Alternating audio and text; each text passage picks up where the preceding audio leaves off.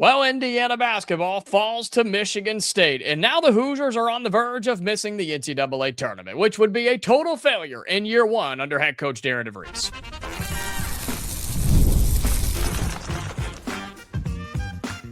You are Locked On Hoosiers, your daily podcast on the Indiana Hoosiers. Part of the Locked On Podcast Network, your team every day.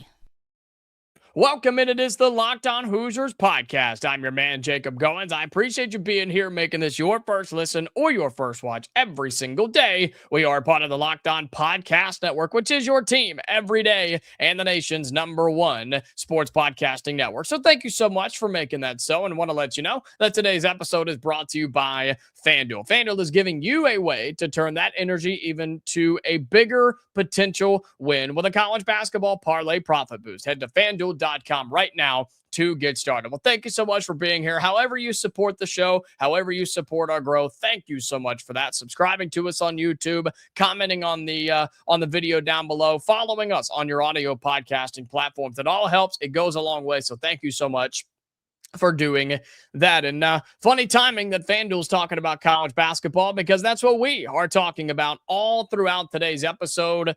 Indiana did not beat Michigan State, but Ohio State beat Purdue. And while we love to see Purdue lose in any sport, especially basketball, there's some more layers on why Ohio State beating Purdue actually helps Indiana. We'll talk about that. Plus, we'll dive into the brutal loss for Indiana against Michigan State inside of Assembly Hall over the weekend on Sunday afternoon. But because of those things, because of what has happened this season, because of you losing another game, especially inside of Assembly Hall, Indiana is now in serious danger of missing the NCAA tournament. Because did you see what Joe Lunardi had said on Friday going into this weekend? His bracketology, and you can look at whichever one you want, right? CBS has got one, Fox has got one. I mean, I'm sure, some news outlet in China has probably got one too. But according to Joe Lunardi and ESPN, he had Indiana not just as the last four in, he had the Hoosiers as the last team in.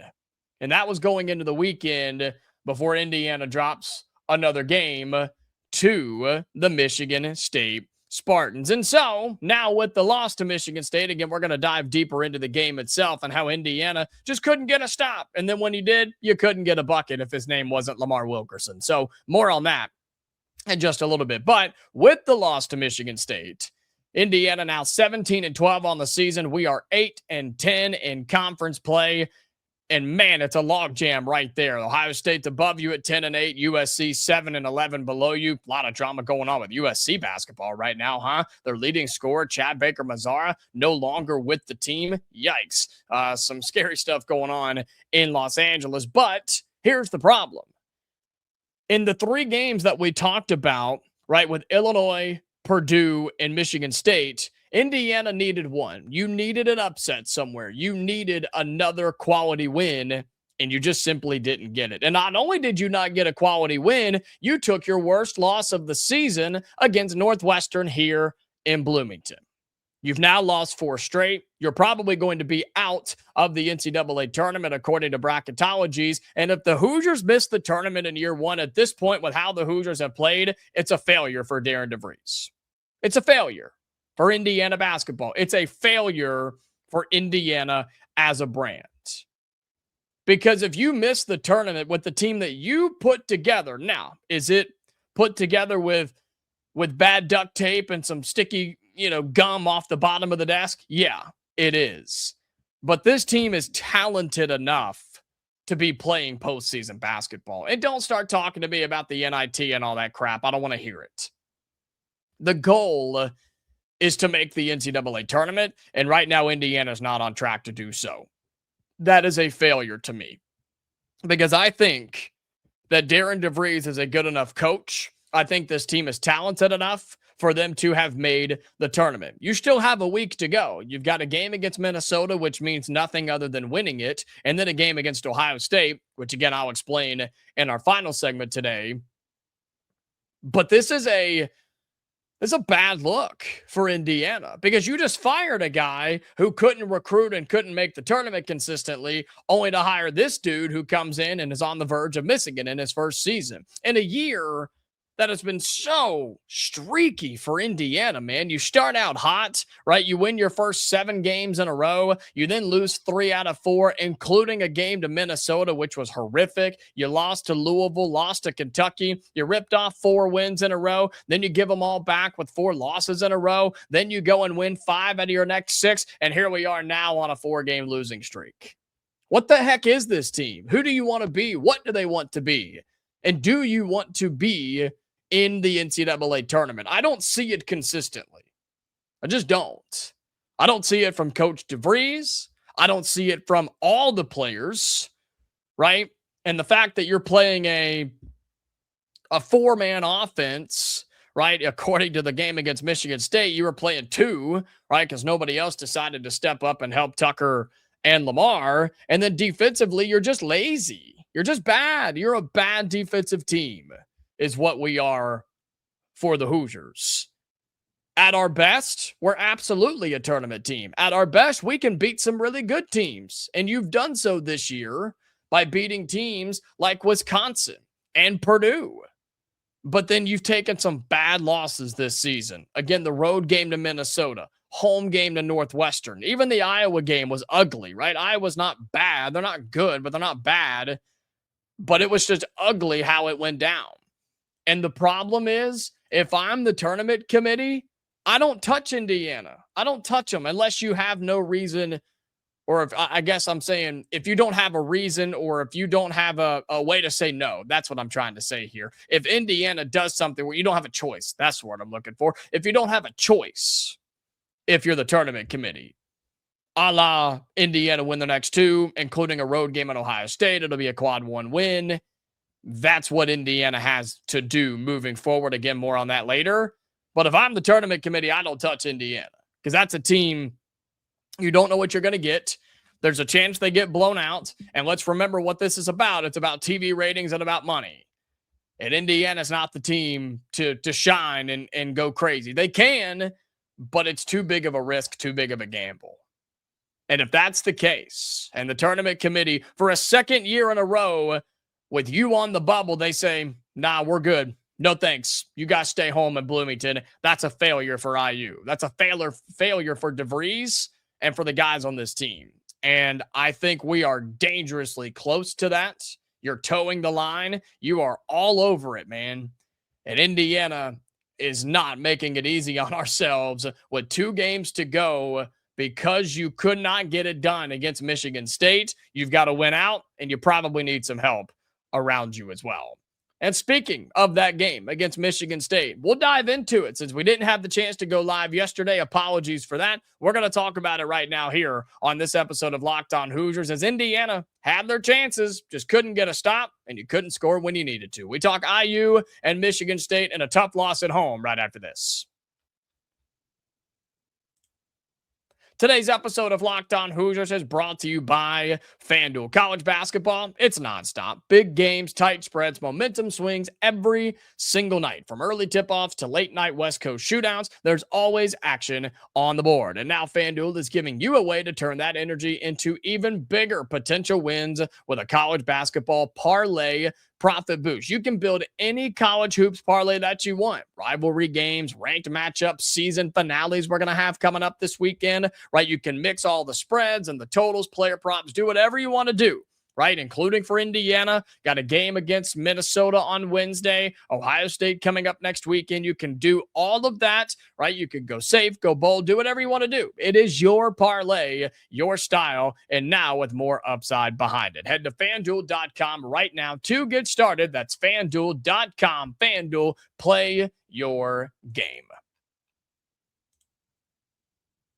Today's episode of Locked On Hoosiers is brought to you by Indeed. Workplace chaos, deadlines stacking up, that inbox overflowing, and the one position that you have to fill is still sitting open. When the pressure's on and you need the right hire, this is a job for sponsored jobs. Indeed Sponsored Jobs helps you reach the people who actually fit what you're looking for. The skills, the experience, the location. So you're not just hoping that the right candidate stumbles across your post. And here's the stat that if you need a little convincing, this is what you need to know. In the minute or so that I'm talking to you right now, Companies like yours have made 27 hires on Indeed, according to Indeed data worldwide. So, if you're hiring, spend less time searching and more time interviewing candidates who check all your boxes with Indeed sponsored jobs. Listeners of this show right now, you're going to get a $75 sponsored job credit to help get your job the premium status it deserves at Indeed.com/podcast. Go to Indeed.com/podcast right now and support our show by saying you heard about it on Locked On Hoosiers. Indeed.com/podcast. Terms and conditions apply. If you need to hire, this is a job for Indeed sponsored jobs. All right, welcome back into Locked On Hoosiers. Appreciate you being here, making this your go-to spot for all things Indiana athletics on a full basketball show as we're now in the month of March. Isn't that crazy to think about? The second day of March as this comes out, if you're listening or watching it on the day that it comes out, or even later, we're well into the month of March at this point with spring practice around the corner, tournament coming up, right? Spring sports underway in Bloomington as well. I mean, it is all go right now. So thank you so much for being here. And if you're not subscribed yet, make sure you do so. Subscribe to the YouTube channel. Helps us out. We're continuing to grow over here. You can turn those notifications on as well on the audio side of things if you want to be a part of that. So be sure you do all those things. And again, thank you so much for helping our show grow every single day. We'll talk about it. Indiana, Michigan State, Sunday afternoon. Again, apologies for not being able to go live right afterwards. But let's talk about it. Hoosiers fall to Michigan State 77-64. Our buddy Matt Sheehan at Locked On Spartans reached out last week and said, hey, want to do a show? Want to talk about the game beforehand? And I said, nah, I'm good. I don't feel good about it. I'm good. No thanks. I did have to unfortunately say no because of some timing issues, but it wasn't because I thought we were going to lose. I actually thought, crazy enough, Indiana had a chance to win this game going in. I felt like of the three, right, with Illinois, Purdue, and Michigan State, this was the best opportunity for you to get a win, right? You're talking about Purdue as a 2 seed, Illinois as a 3 seed, Michigan State as a 4 seed. You're also talking about the first 2 games and the first 2 opponents being on the road, this one being inside of Assembly Hall. So it was like, okay, this is a game that Indiana will have a chance in. And the story of Michigan State, in case you haven't looked at them, at least going into this matchup, is Jeremy Fears. They go as far as he carries them. He's a 15 points per game type of guy. He's a 15-9 type of guy in terms of his assist numbers as well. He's had big explosions this season. They typically go as far as Jeremy Fears will take them. This game in particular, well, he got his, but so did Jackson Kohler, and so did Kurtang. That is the issue. Is Indiana defensively is so poor. Indiana defensively is just so poor, right? Moving around, and shifting and switching onto guys, communicating, getting back on defense too.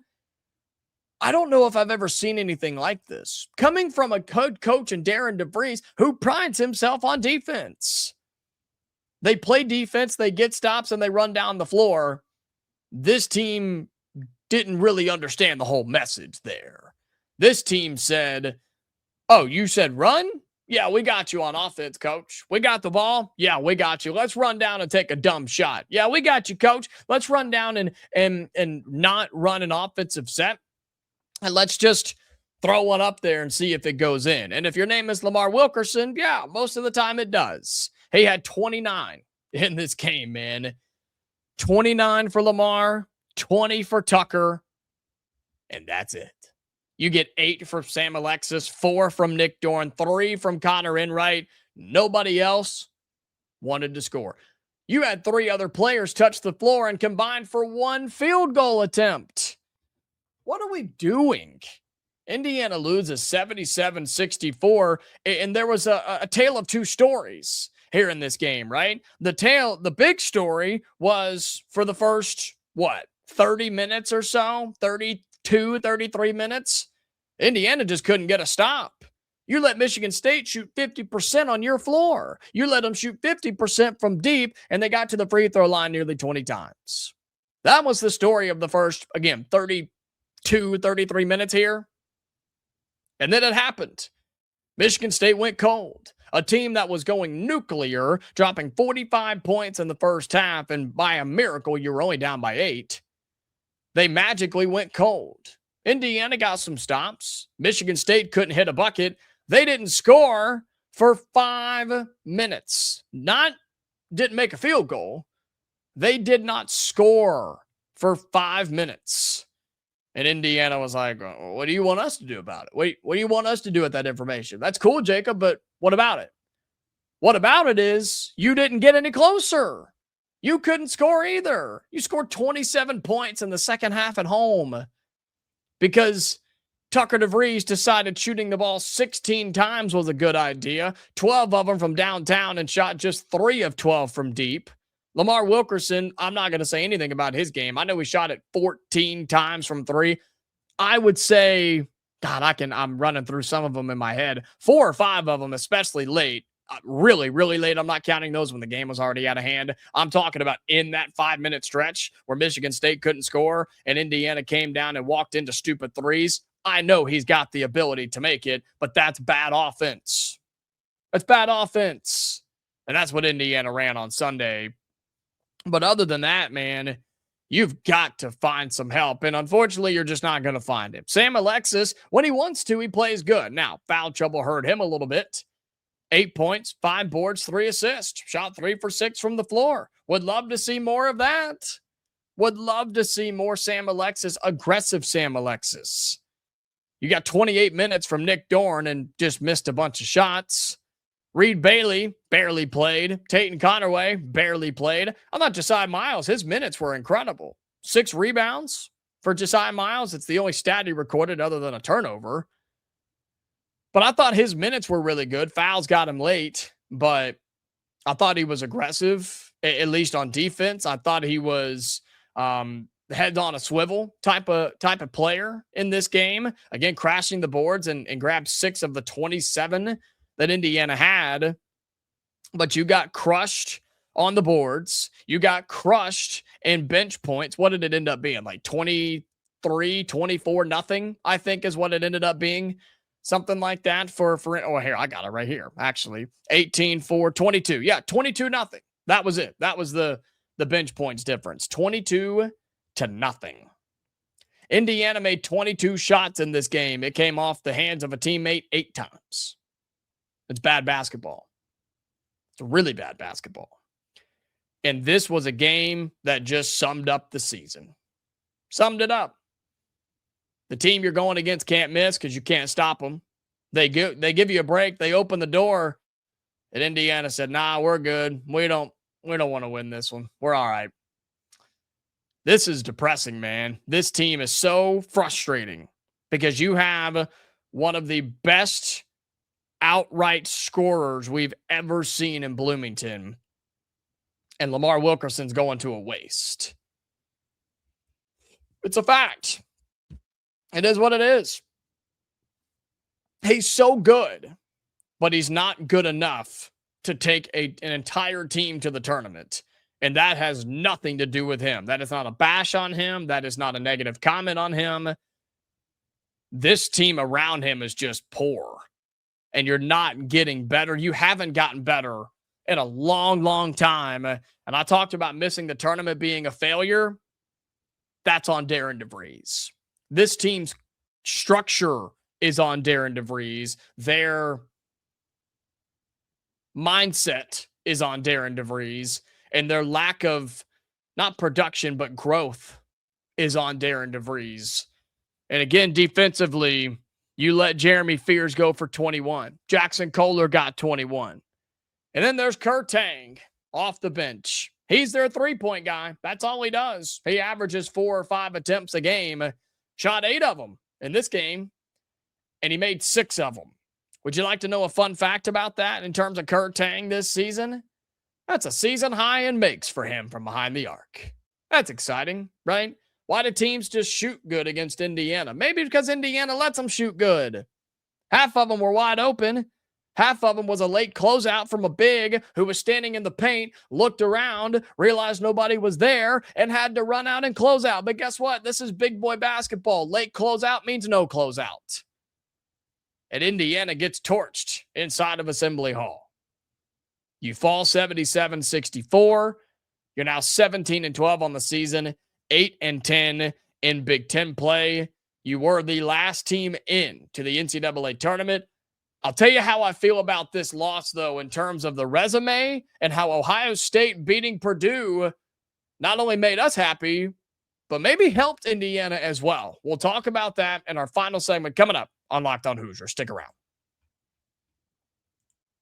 Today's episode of Locked On Hoosiers is brought to you by Robinhood. What if sports were traded like markets? Now you can put your sports IQ to work in real time with Robinhood prediction markets. It's not you against the house. It's you participating in a live event. You can buy or sell your positions live all game long. Use your sports knowledge in the moments that matter. Robinhood prediction markets changes the game. It's people moving the action. So when momentum shifts, you can move right along with it. I always knew the game, but I never had a dynamic way to apply all that knowledge. Now I can actually take part live in a market powered by the people. You're no longer a spectator. Play by play, you decide. Trade every play with Robinhood. Now available across the U.S. Download the Robinhood app now to begin. Futures and cleared swaps trading involves significant risk and is not appropriate for everyone. Event contracts are offered by Robinhood Derivatives LLC, a registered futures commission merchant and swap firm. All right, final segment on today's episode of Locked On Hoosiers, and I've mentioned it a couple of times. Indiana lost to Michigan State on Sunday, but Purdue lost to Ohio State on Sunday. And I saw some comments from our buddy Nick Arvin of Locked On Boilermakers. He said going into the game, he was nervous. He was worried about it because Ohio State was looking for that big win, right? Indiana was the last team in. Ohio State, one of the first four out. According to Joe Lunardi, going into the weekend, they needed another big win. They have one net one or quad one win so far this season. They doubled it with their win against Purdue, 82-74. And so this is why it's significant for Indiana.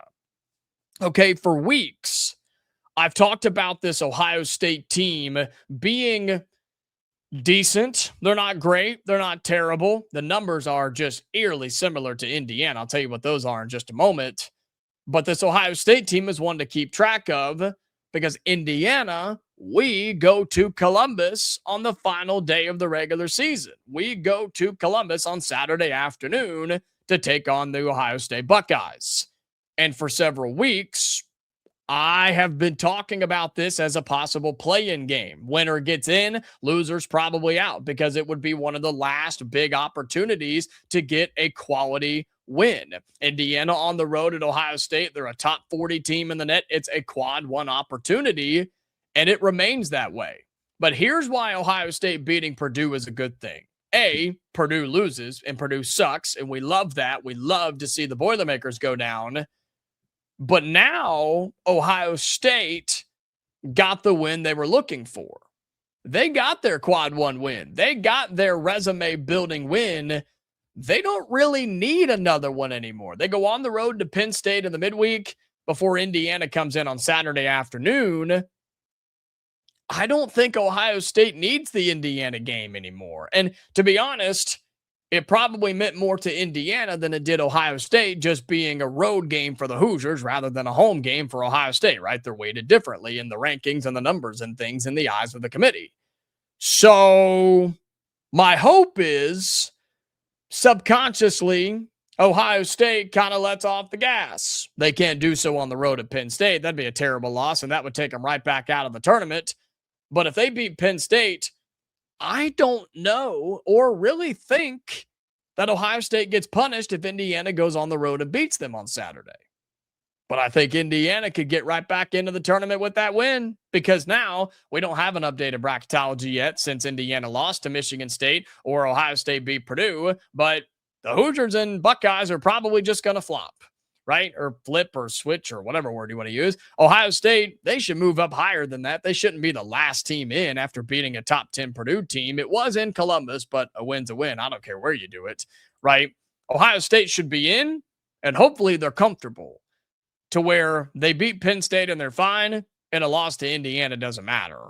Indiana, on the other hand, you now have to beat Minnesota inside of Assembly Hall in the midweek and then go on the road and beat Ohio State. But that's the hope. That's the goal, is that Ohio State is good. They're comfortable. They maybe rest up a little bit, and Indiana goes to Columbus with their season on the line.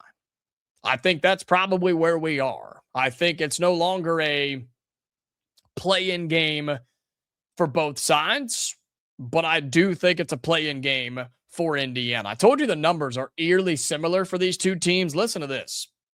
Okay, these are the numbers. Let me make sure that these are what I think. Yes. Okay, so these are as of February 28th. So these do not include, at least as I'm looking at them and recording and having this episode for you, these do not include the result of Ohio State beating Purdue and Indiana losing to Michigan State. In the net rankings, which is what the tournament committee uses a lot, Ohio State's 37, Indiana's 38. Buckeyes, right? They are 17-11 on the season. Indiana 17-11. Again, before the weekend games, okay? Both teams also in conference play, I just had it pulled up. Indiana was a game or so behind Ohio State. Now a couple of games, right? Both teams. Ohio State 1-10 in quad one. Indiana 2-10 in quad one. Indiana will now be 2-11. Ohio State will now be 2-10 with the results from this weekend. Both teams have one quad two loss. Neither team has a quad three or a quad four loss.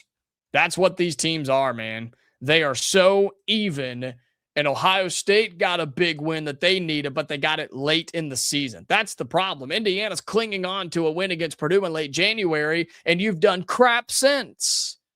Recency bias is a real thing in the eyes of the committee, and Indiana's giving them nothing but 4 losses in a row. That's bad. That's scary.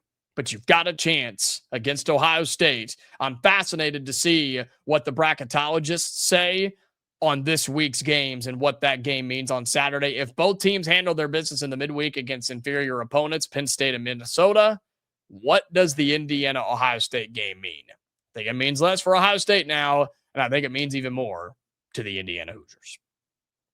All right, that's going to do it for today's episode of Locked On Hoosiers. Thank you so much for being here, supporting us however you do. A full basketball episode. Haven't had one in a while, but with everything coming down the pipe in the last week of the regular season, we got a lot of it for you here on Locked On Hoosiers. So make sure you subscribe to the YouTube channel. Drop your thoughts in the comments below. Is it a failure if Indiana misses the tournament in year one under Darian DeVries? We'll talk more about it as the week goes on. So until tomorrow, Hoosier fans, stay safe, and I'll talk to you later.